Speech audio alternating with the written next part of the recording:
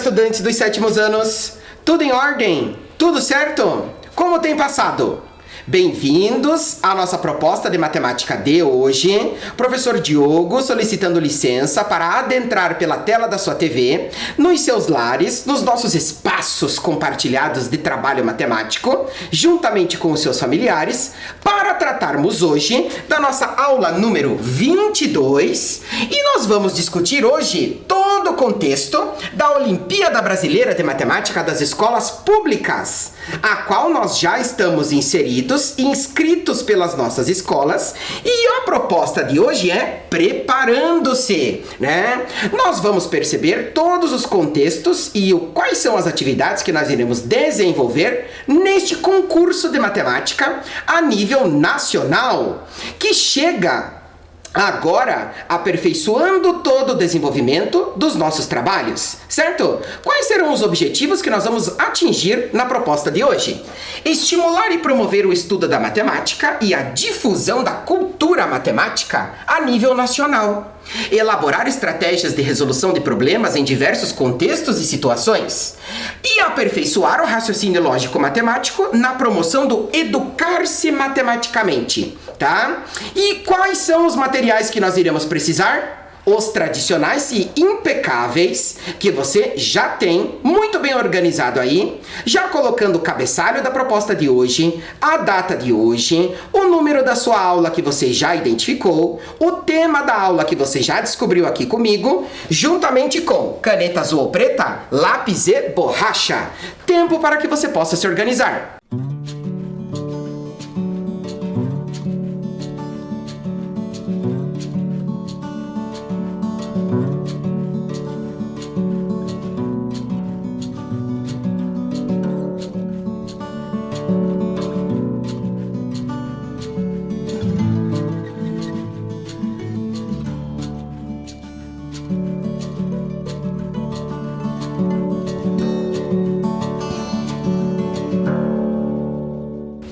Tudo certo? Tudo em ordem? Adentremos nesse contexto para tirarmos todas as dúvidas e todo o desenvolvimento do trabalho que vai chegar por meio das suas atividades complementares na organização da sua escola. Veja comigo, olha lá. Aqui nós temos a abertura da 16ª Olimpíada Brasileira de Matemática das Escolas Públicas, OBMEP, né? Somando novos talentos para o Brasil. E já digo de antemão que todas essas informações nós podemos acessar virtualmente no site da OBMEP, que aparece e aparecerá em todas as telas para você como referência de toda a proposta que nós estamos caracterizando aqui hoje. Dentre elas, o regulamento, as informações gerais, cronograma, datas importantes que nós iremos discutir aqui, simulados, modelos de questões e processos de resolução, tanto em documentos que você vai poder imprimir se achar necessário, tá? Ou possível, bem como vídeos explicativos, orientações de todo o processo, não somente da 16ª Olimpíada, mas de todas as outras, desde a primeira. É uma página virtual bastante rica e que nós caracterizaremos todos os contextos a partir de então e agora, certo? O site que você caracteriza aqui junto comigo é este aqui, www.obmep.org.br. Aparecerá mais vezes aqui para você em todo o contexto discutido e abordado até então. Certo? Olha lá. Diante disso, acompanhe-me na estrutura que nós vamos ter aqui.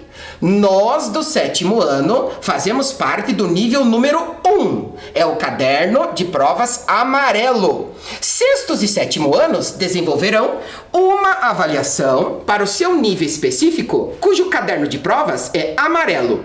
O nível 2 corresponde a 8º e 9º anos. É o caderno de provas cor-de-rosa, tá? E o nível 3 corresponde aos estudantes do ensino médio, cujo caderno é o azul, tá? Então, esta é a organização em termos de desenvolvimento e concorrência da Olimpíada de Matemática.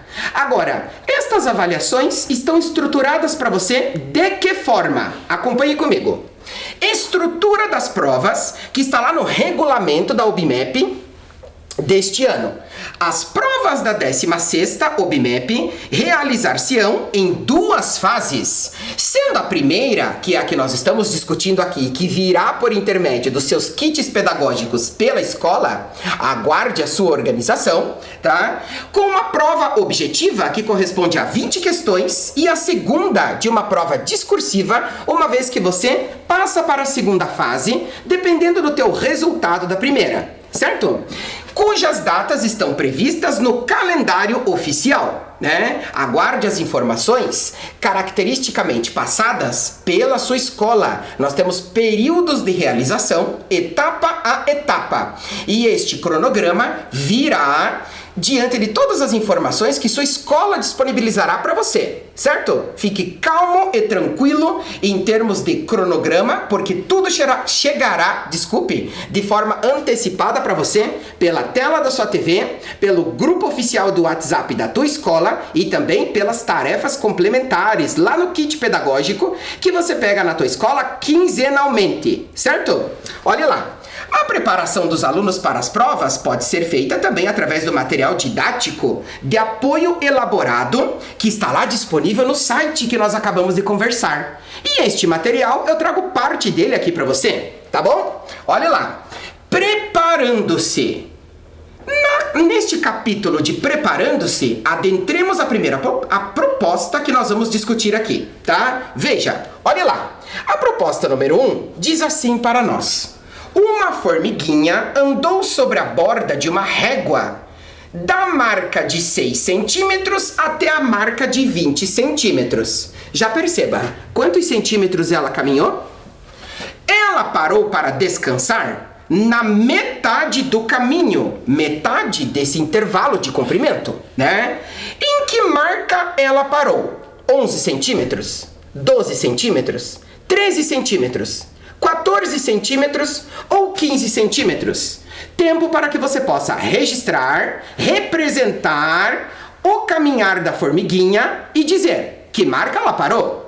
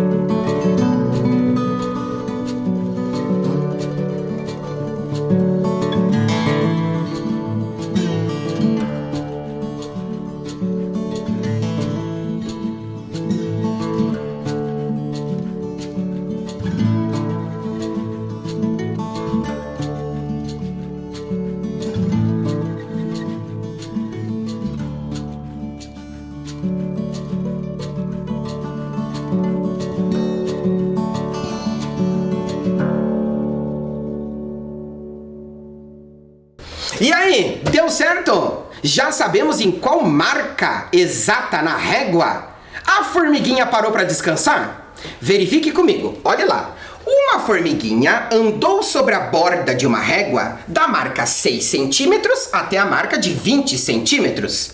Ela parou para descansar na metade deste caminho. Em que marca ela parou? Vamos começar a analisar esta proposta. Veja, aqui nós temos um modelo de régua, né? Onde nós vamos demarcar o percurso total da formiguinha do ponto de origem, 6 centímetros, até a extremidade, ou seja, o ponto final, 20 centímetros de todo o percurso dela. Veja só, diante disso, temos lá, andou da marca 6 centímetros até 20 centímetros. Quantos centímetros ela caminhou? 20 centímetros, ponto final, menos o inicial, 14 centímetros de percurso. Mas agora, Diogo, como é que nós vamos determinar a metade desse percurso? Acompanhe comigo. Veja. Mas parou para descansar na metade do caminho. Então, veja só o que nós vamos ter aqui. Percurso total, 14 centímetros. Se nós estamos solicitando a metade, vamos dividir por 2. Perceba a representação na forma racional fracionária da operação da divisão. Metade de 14, 14 divididos por 2, você terá 7 centímetros. Mas você não pode esquecer que o ponto inicial que a formiguinha começou a percorrer aquela determinada distância não é 0. São 6 centímetros. Então, como que nós determinaremos a metade desse percurso? Veja, como a formiga iniciou o seu percurso na marca 6 centímetros, tem-se 6 centímetros mais 7 centímetros, ou seja, a metade do seu percurso corresponde a 13. Mas veja só, será que nós não temos outra forma de podermos determinar isto? Acompanhe comigo, veja. Ou ainda, pode-se determinar aquilo que nós chamamos de ponto médio do segmento. Segmento é uma parte da reta que tem ponto inicial e ponto final. Veja que o percurso da formiga inicia no ponto 6 centímetros inicial e vai até a extremidade 20 centímetros, ponto final do seu percurso no traçado da régua, né? Traçado e percurso retilíneo, em linha reta, neste caso, para esse contexto, tá? Diante disso, observe, a origem, 6 centímetros, como nós já estamos conversando aqui. A extremidade, 20 centímetros, ou seja, o ponto médio, nada mais é do que a média, ou seja, a adição da origem com a extremidade dividido por 2. 20 somado com 6, você terá 26. E a metade de 26, 13 centímetros. Então perceba que nós estamos apresentando aqui para você duas formas diferentes de determinar qual é o ponto médio, ou seja, qual é a marca, a metade desse percurso que a formiga parou para descansar. Tudo bem? Todo mundo me acompanha? Assinalando a resposta correta, veja comigo. Logo, em que marca a formiguinha parou para descansar? A resposta é a letra C, 13 centímetros. Tudo certo? Adentramos na proposta seguinte. Veja. Os prêmios acima serão concedidos da seguinte forma. Para a Olimpíada de Matemática, nós temos uma premiação, tá? A premiação para os que avançam para a segunda fase e têm bom desempenho no processo de resolução e em suas estratégias de resolução de problemas nas duas fases, corresponde a medalhas de ouro, medalhas de prata, medalhas de bronze e menções honrosas, que chegam através de uma cerimônia comemorativa do término da realização de todo o processo da Olimpíada de Matemática, que está adentrando a tua proposta pedagógica no teu curso de matemática este ano a partir de então. Além disso, tem-se a cerimônia de premiação e a participação no programa de iniciação científica, que você chama de PIC, pela Universidade Federal do Paraná, aqui em Curitiba, com recebimento de bolsa, né? Você tem lá o recebimento de uma bolsa, uma vez que você adentra neste programa, resultado consequente do seu bom desempenho na Olimpíada de Matemática. tá?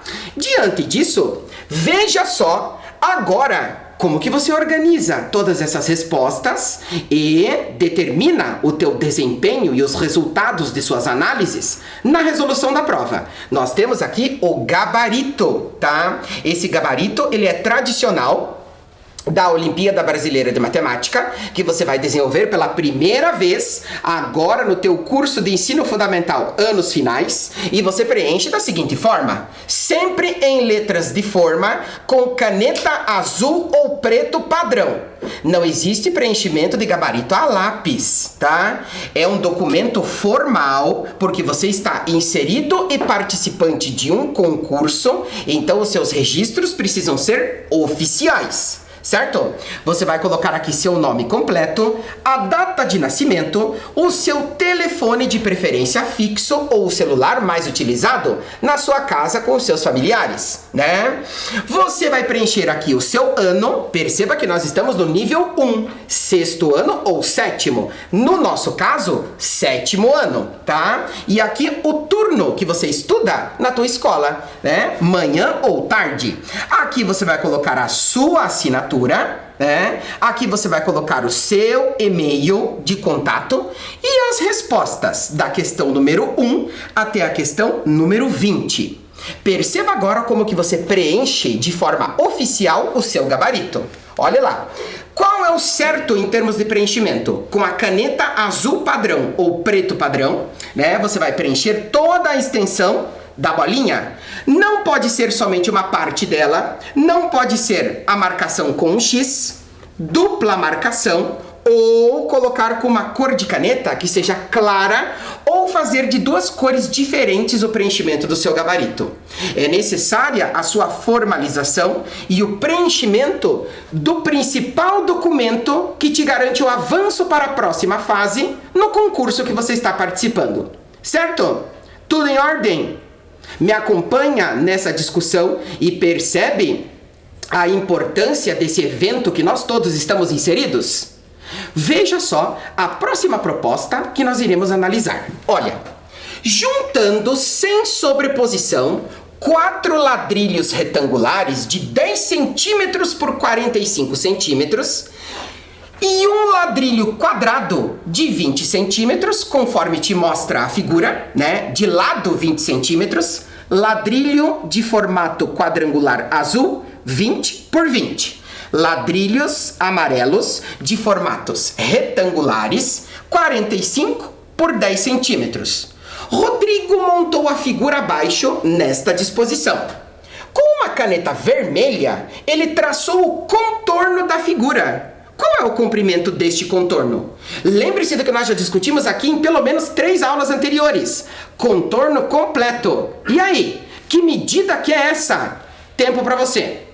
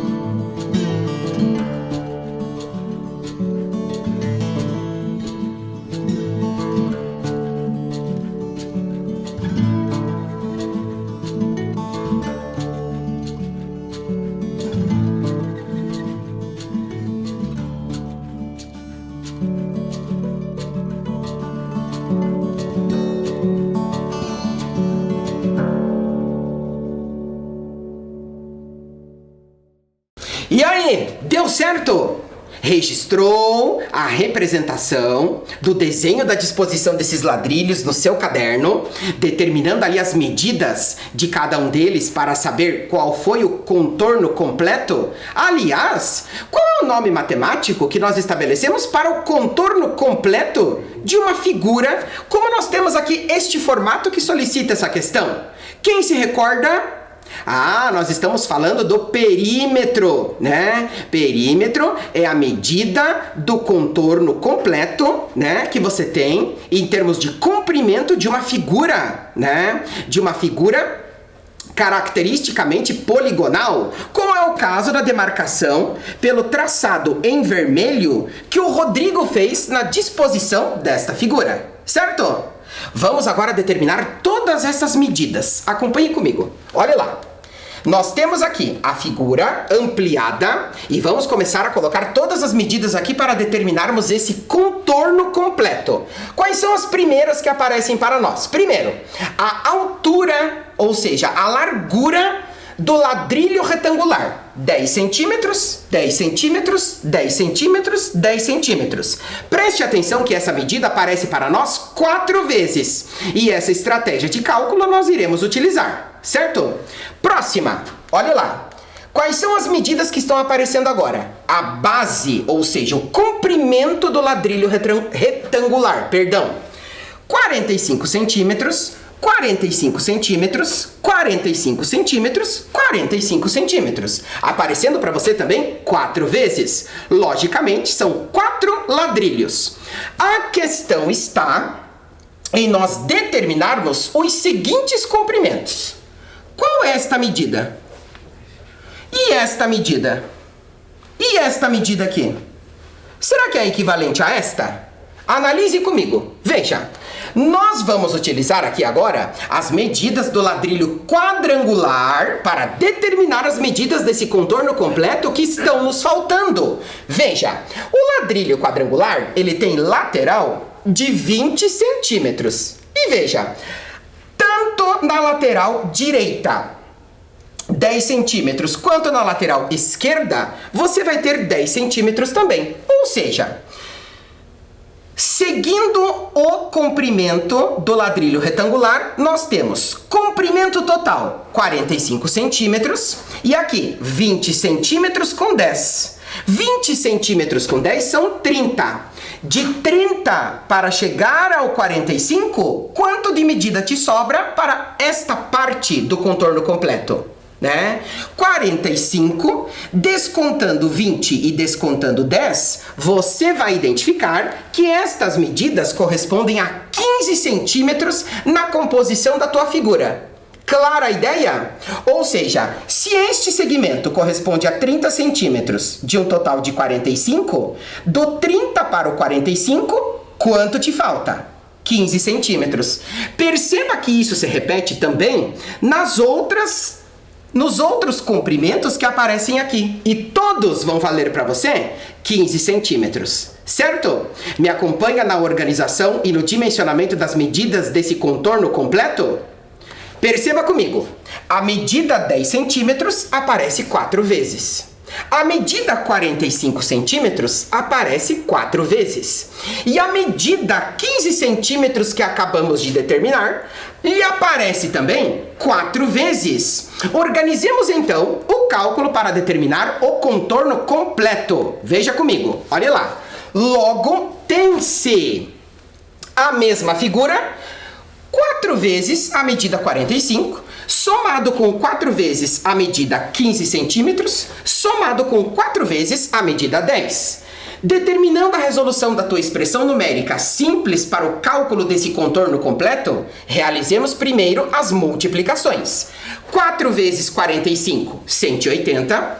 4 vezes 15, 60. 4 vezes o 10, 40. Ou seja, adicionando, teremos lá 280 centímetros. Pergunta-se, se a questão solicitasse este comprimento, esse contorno completo em metros, quantos metros teremos aqui?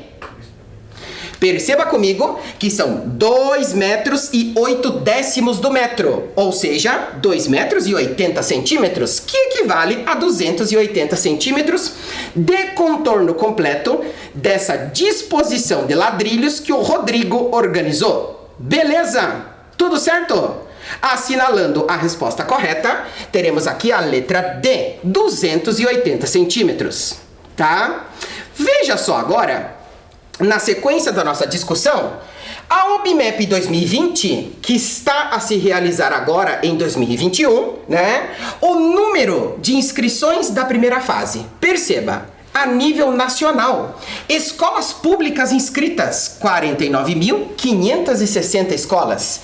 Alunos, 17.357.081 estudantes a nível de Brasil, incluindo todos nós, né? Iremos realizar a avaliação da Olimpíada Brasileira de Matemática das Escolas Públicas em sua 16ª edição, né? Veja só, em termos de municípios, mais de 99%, quase 100% de todos os municípios estão inscritos para a realização e participação neste evento. Perceba que as instituições privadas, num outro modelo, né, num outro modelo de inscrição e de participação, também fazem parte desse evento. Então, as escolas a nível nacional, tanto públicas quanto privadas, participam da Olimpíada de Matemática, tá?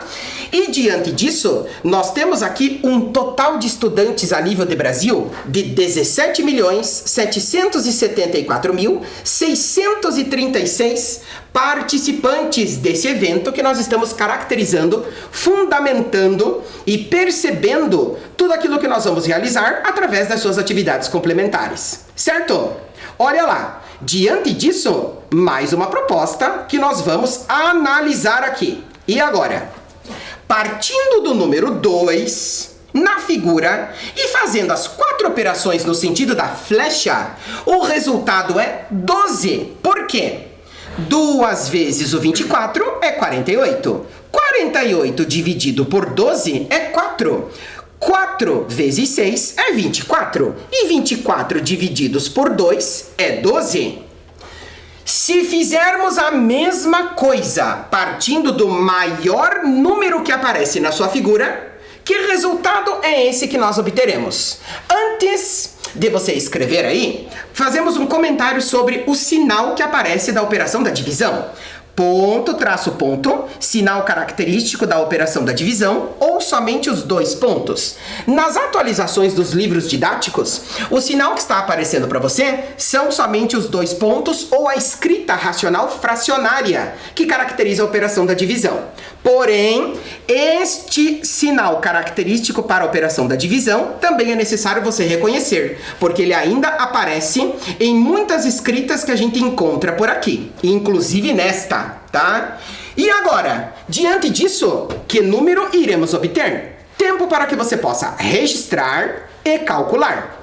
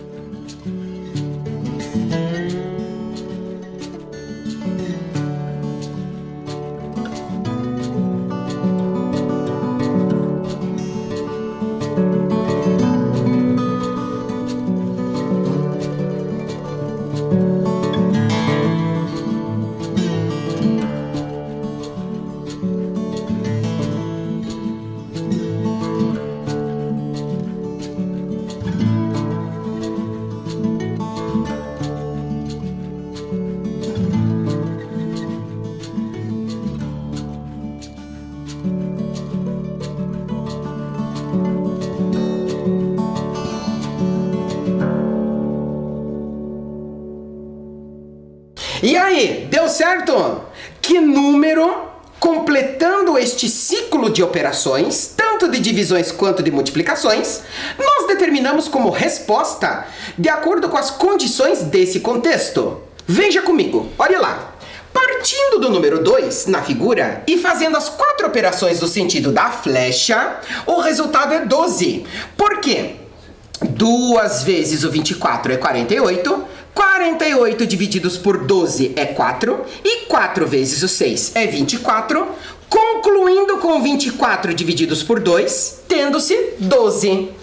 Iniciando e partindo do maior número que aparece na figura, qual será o seu resultado? Veja comigo aqui. Perceba que 24 é o maior número deste ciclo. Com isso, desenvolvem-se as operações. Começamos pelo 24. Então temos lá. 24 divididos por 12 é a 12ª parte do 24. Obtém-se 2. 2 multiplicado por 6. Atenção às diferentes representações do sinal que caracteriza a operação da multiplicação. Assim como nós já comentamos sobre o sinal da operação da divisão. 2 vezes 6, 12. 12 divididos por 2, metade de 12, 6. E 6 vezes o 24, 144 no completar do teu ciclo, tá? Nesse caso, assinalando a resposta correta, nós temos lá letra E. O ciclo completo, a partir do maior número que aparece na figura, corresponde a 144. Beleza?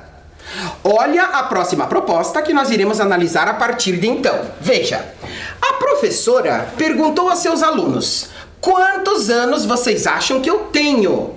Ana respondeu 22, Beatriz 25 e Celina 30.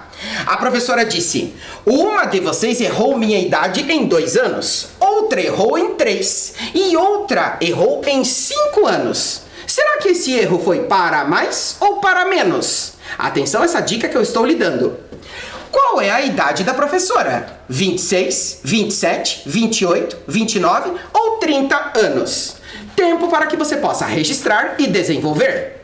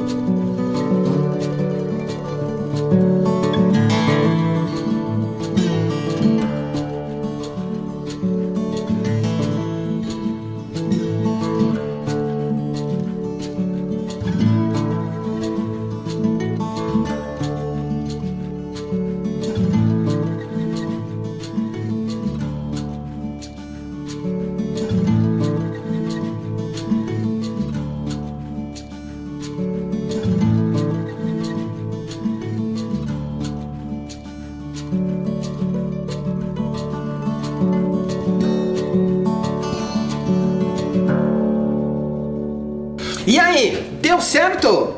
Qual é a estudante que acertou a idade da professora? Acompanhe comigo, veja. A professora perguntou a seus alunos: quantos anos vocês acham que eu tenho? Ana respondeu 22, Beatriz 25 e Celina 30.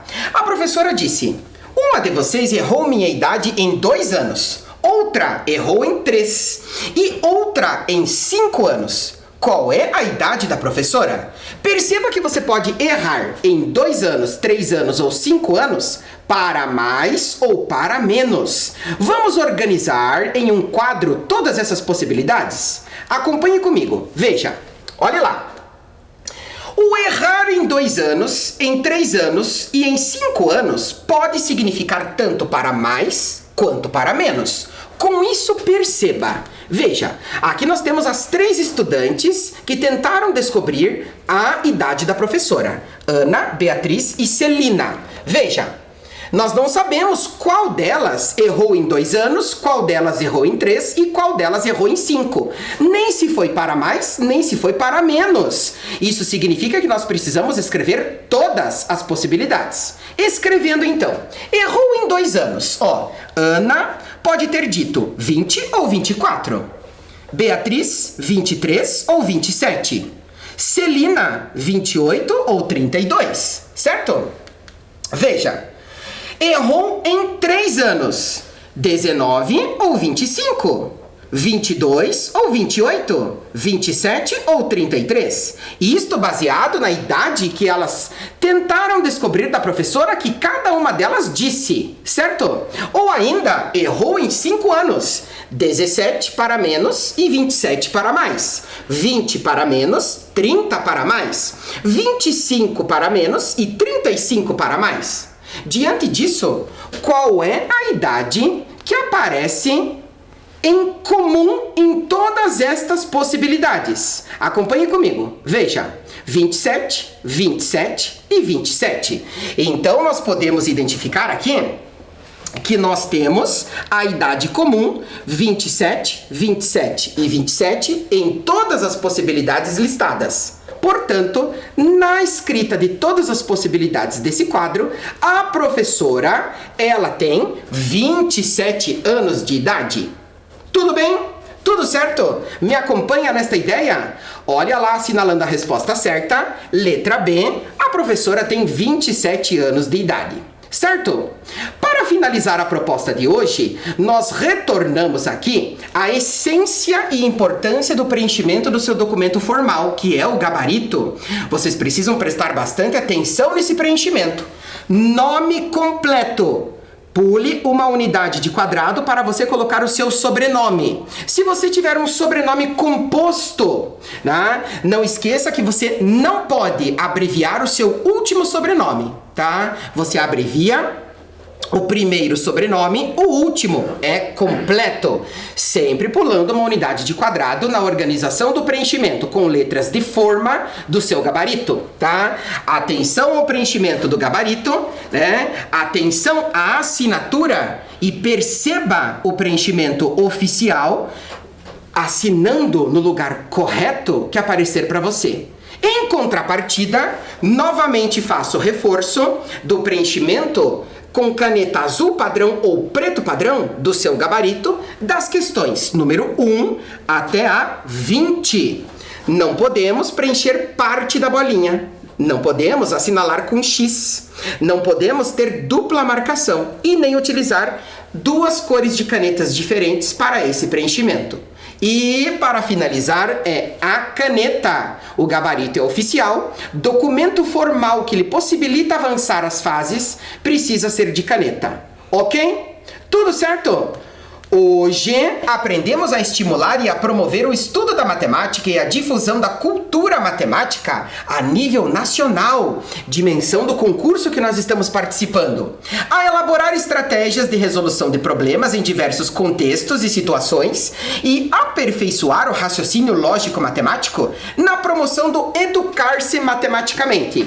Boa realização de primeira fase e de segunda fase para todos vocês. Bom desempenho, boa resolução matemática, bom educar-se matematicamente. Muito obrigado pela atenção de todos. Cuidem-se, preservem-se, previnam-se. Até a próxima. Tchau!